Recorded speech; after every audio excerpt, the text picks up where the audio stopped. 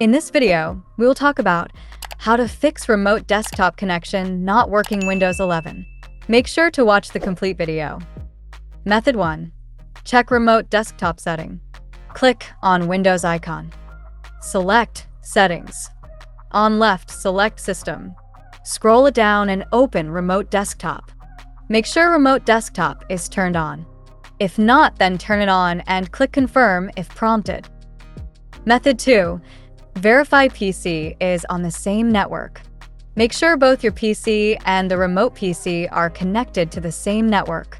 This means both computers should be in the same location, like your home or office.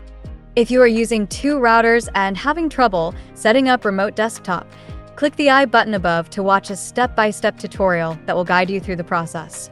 Method 3. Check network profile type. Click on Windows icon. Select Settings. On left side, open Network and Internet. Select your connection in here.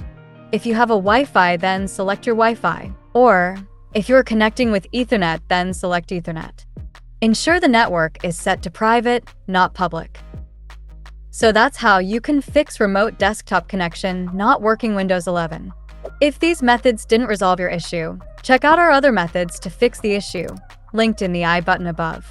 That's all for today. See you in the next video.